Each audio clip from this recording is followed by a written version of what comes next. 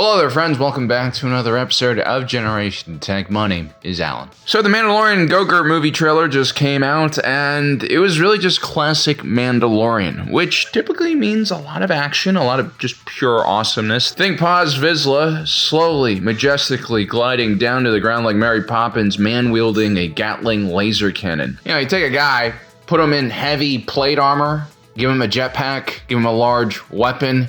You really can't go wrong with that combination. I mean, that's basically the Iron Man series. The Stormtrooper kill is simply going to be epic in this one, I think, and hopefully we'll see some plastoid chunks flying around like we did when, Boba Fett took that gaffy stick to some of those helmets. I'm sure Zeb, with his bow rifle, is definitely going to ragdoll some fools. You also have this scene of Din Djarin flying out of the cockpit of the AT-AT Walker. Then there's the undeniable charm and warmth we get when the Mandalorian and Baby Grogu interact with each other on screen. A formula that Pedro Pascal has taken to the bank. As has Disney. The Bad Batch, Skeleton Crew, heck, they even tried to turn Boba Fett into a Mandalorian, but, those bikers murdered all the Tuskens before that could have happened. But it's a formula that works well. Take the most badass, heavily armed and armored individual and completely disarm him by giving him a tiny baby to hold and protect. And so the one thing I'm pretty certain about with this new Mandalorian movie coming out is that, it's gonna be fun. It's gonna be action-packed. That's a given. The thing is, when I was watching this trailer, this teaser, it feels a lot like an extension of the Mandalorian TV series. Let's call it Season 4. It doesn't actually feel like a movie, and as a matter of fact, Lucasfilm had a Season 4 for the Mandalorian TV show written as early as 2023. That year, the third season of The Mandalorian came out, and it was received with some mixed reviews. Some people really didn't like it, others were on the fence, and many did love it, including myself. But it wasn't the same unanimous love the first two seasons received. I personally really enjoyed the exploration of Mandalorian culture, even though it was a little bit different from the Legends and Expanded Universe Mandalorians I grew up with. Still, the politics of reclaiming Mandalore were really interesting. I was really sucked into that whole thread. Of course I was. Stories like this are naturally going to be much harder and more complicated to tackle than, like an action-packed serial that is centered around the bond between a giant armored man and a tiny, cute baby alien. My thought has always been The Mandalorian is the most fun Star Wars TV show, but now finally we're getting a little deeper. We're starting to learn a little bit more about the backstory, about the wider world. It's not just cute little baby and dad shenanigans and cool Hollywood action sequences. As usual, I was just glad that they're trying something new, even if it all kind of turned out pretty clunky. I mean, the whole Return to Mandalorian arc was full of a lot of head-scratchers, like, are we supposed to root for Bo-Katan? Is he even worthy, considering all the damage she's done, all the mistakes she's made? That whole arc's execution did kind of remind me of the sequels, especially when it comes to story execution. They had to get to a destination, and they had a beginning and an end, and everything in between felt a bit forced so that we can get to the right end. But I think this problem actually started, even before that sequence. I mean, you guys remember the Book of Boba Fett, right? Where Mr. Din Djarin just basically comes out of nowhere and steals the show. I think since that moment, there's been something off about The Mandalorian. There's been some maybe creative differences. I don't have any inside information about what happens at Lucasfilm, so I'm not really sure about that kind of stuff, but what I do kind of understand is how Disney as a company functions and how their industry has gone through some pretty crazy changes in the last few years and how that might have affected how Star Wars has rolled out its content. The Mandalorian was a massive hit, and everything else in what I like to call the Filoni-verse has been kind of a miss or mediocre. Not only do shows like Kenobi, Book of Boba Fett, and Ahsoka have just average storytelling, they also don't capture the fun and action in the same way The Mandalorian does, which is a big problem. One almost gets a sense that Mando Dad and Grogu appeared in the Book of Fett to literally save the show, and not just the life of the main character from a bunch of Pike spice dealers. I think the not-so-great reception for the third season of Mandalorian has also made Lucasfilm pause a little and reassess their situation. Maybe they want more of a laser focus on just entertainment and fun instead of gambling on things like, world building or more complex kind of themes and narratives. I think there might be a concerted attempt to return to what worked with the first season of The Mandalorian, the simple fun part. This is why I think the trailer we've gotten so far does feel more serial in nature, right? It almost has, even the title cards kind of have that Buck Rogers style font. You know, this trailer really gives me a sense that I won't need to think much when watching the movie because it's going to be just nonstop fun the whole time. This is probably the safe bet here from LucasArts and Disney, who really kind of reassessed their position in the industry recently. Now, I know a lot of crazy stuff is happening in the news, especially concerning Disney, but I assure you, what's happening in Disney right now is not extraordinary at all. Like, the whole industry has been upside down in the last decade. So basically, when I'm not doing this YouTube, I invest. I do a lot of market research. I do a lot of reading on companies I'm interested in, and the TV movie industry has been in flux since I graduated. I mean, back then there was all this talk about how traditional advertising was going to be replaced by digital advertising, and believe it or not, this transition is still happening. It's literally still happening. I remember 10 years ago, I thought, well, maybe we have a few years and traditional advertising is going to be gone, and then like 5 years ago, I still thought that, and today, that traditional media advertising, it's actually still there and going strong. So yeah, like industries have cycles, and sometimes you have technological cycles, and the TV industry right now is going through a pretty big one. We're going from cable and broadcast TV to just streaming on your TV. I know for a lot of you, it feels like this change has happened many years ago and it's all over. Heck, some of you guys watching this right now might have never watched cable or not even know what it is. Basically, back in the day, instead of like streaming things to our phone, we actually had actors living inside of our TVs in our living rooms, like entertaining us. There are obvious ethical and cost concerns, but that was just like the norm back then. So yeah, cable TV, broadcasting, a bygone technology from a bygone era, or so you think. Now, if you take a look at this from a financial point of view, traditional TV is actually still very valuable. Like the advertising from it is still pretty big. Well over $100 billion a year. And for some companies, their TV broadcast revenue still represents the lion's share of their income. Even Disney still makes like 20% of their entertainment revenue from traditional TV sales. Now, the problem is that revenue is declining now, and it's only sped up ever since the Panda Athletics. And this transition is really at the heart of a lot of problems we're seeing in content creation. All this stuff about woke, not woke, politics. I know that seems like a really big issue. It's blown up a lot by influencers like myself, but like financially speaking, again, minuscule problems. These aren't like the main concerns that these companies are going through. When it comes to the content itself, a lack of authenticity and competing with new media that can make really niche content like, YouTube is not a joke. It's a long-term existential threat, especially when you consider how inefficient Disney is in comparison. And so during this period of change, all the major players who still have traditional TV revenue like Warner Brothers, Paramount, Comcast are either in the process of splitting their digital and broadcast business into, two companies, or are being bought out by larger players. So essentially there are a lot of moves being made by the individuals who can make the moves, and a lot of these mega conglomerates are making their plans for the next decade. And so the dust hasn't really settled yet. And certain companies are still waiting on the sidelines trying to figure out what the best move is. And I think Disney is one of those companies. So how does this affect Star Wars? Well, if the COVID period was all about spend, let's make endless amounts of cheap crap for streaming and hope to gain market share, something that actually worked really well for Disney. Again, as a Star Wars fan, you might be like, well, there's a lot of bad content that kind of destroyed the image of Star Wars. But again, from a financial point of view, from a market share point of view, they killed it during that period of time. That was back then. Now we're in a completely different era of no cheap money, and so everything's about hold, optimize, don't spend money. Yeah, the world has changed quite a lot.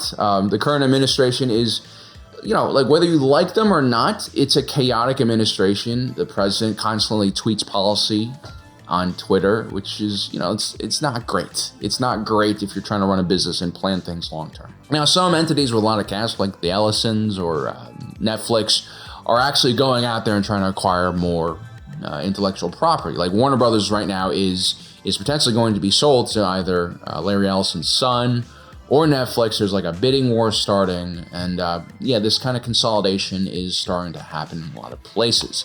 But again, Disney is a massive company, one of the largest in the industry, and they're kind of stuck because of their size, I think. I personally would never invest in a company like Disney. It's not ideological. I swear it's more of just a look at their situation and how they're built, it's an extremely bloated company. Yes, it has a rich history. It's reinvented itself numerous times. You can call it an innovator in certain periods. But old companies tend to carry a lot of baggage and old infrastructure and a lot of middle management, let's just say. And these type of companies are very hard to maintain and expensive. They definitely don't do well against, new companies, startups, agitators, disruptors. And if you take a look at how Disney makes its streaming shows, it clearly is still in the old Hollywood mindset, like tons of executive producers, tons of money, people, just way too much stuff going on.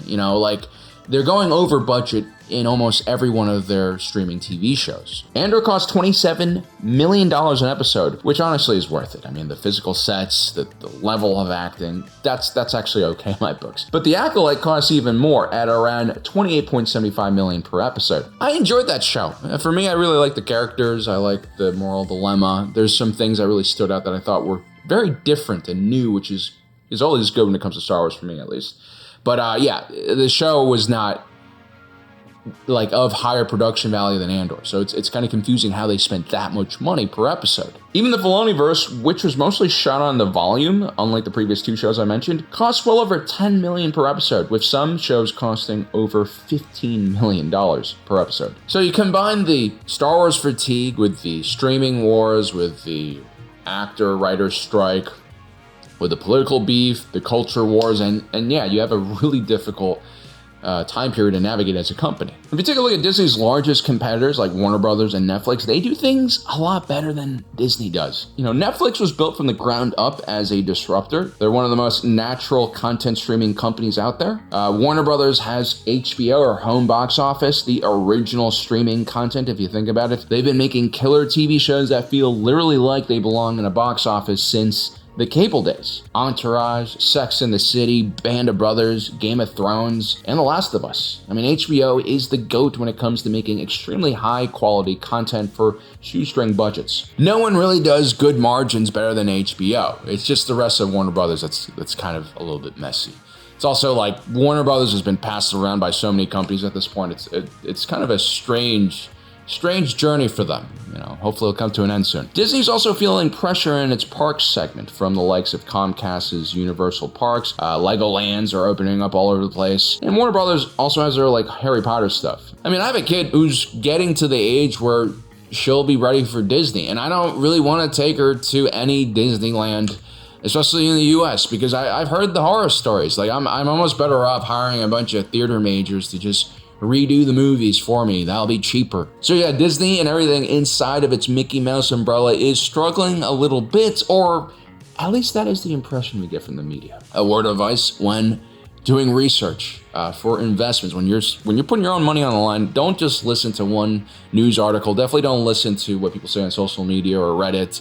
You gotta look at the earning reports. You gotta kind of do your own in-depth research and figure things out, because if you take a look at Disney as a company financially, they've done really well. They've grown their revenue very well in the last 5 years. They've done right by the shareholders, let's just say. You can call what's happening now restructuring. I mean, Bob Iger is back after all, and that is why for the rest of this year, we won't be getting any new Star Wars TV shows. It was basically just Andor, and we'll get Visions, but that's it, nothing major. And the next year, so far as we know, all we get is the Mandalorian TV show. This is kind of a wait and see period. This is hey, let's not spend any money doing anything to piss off fans or just create chaos. Let's focus on doing less projects and make them higher quality. And I think The Mandalorian and Grogu is going to be a real test to whether this new strategy or new era kind of works out. I think Lucasfilm is going to try to find that laser-focused attention they had during the first season of The Mandalorian that made it so successful, and hopefully kind of recreate that magic. And this trailer just screams to me, hey, we're trying really hard not to mess this up. Please watch this. They're almost trying too hard. It's more of a checklist than a trailer. I mean, you got the inclusion of an awesome celebrity like Sigourney Weaver, which is really going to excite older sci-fi fans. I mean, I've always wanted to see Carrie Fisher and Sigourney Weaver star side by side in a buddy cop style Star Wars TV show, Princess Leia,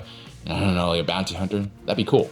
They did that a lot in Legends. Sigourney Weaver is also like one of the few people who can actually match Carl Weathers' presence on screen. You know, the 80s are still coming back hard. And then you have the return of Zeb Orrelios, who first cameoed in the last season of Mandalorian. He's another welcome addition here, especially for Rebels fans. This is another member berry. Deb is definitely a fan favorite, and the work they've done bringing him into live action is just top-notch, unlike the Grand Inquisitor's head shape. The Jack Hutt scene almost made me do a double take. I thought we were going, you know, deep expanded universe lore to the Boko the Hutt plotline. You know, the Hutt with the 8-pack who went toe-to-toe with Vader and lost. But then I remember reading that Rhoda the Hutt, yes, the little stinky from the Clone Wars animated movie, is going to make an appearance in this show. And yeah, he got pretty jacked. And so that's going to give you the Clone Wars connection, and nothing says like original trilogy era more than a bunch of Hutts. And then of course, somehow the Razor Crest has returned with some racing stripes. They're kind of reminiscent of the Naboo Royal Yellow. It's almost like the missing part of his other fighter was bolted straight onto the ship.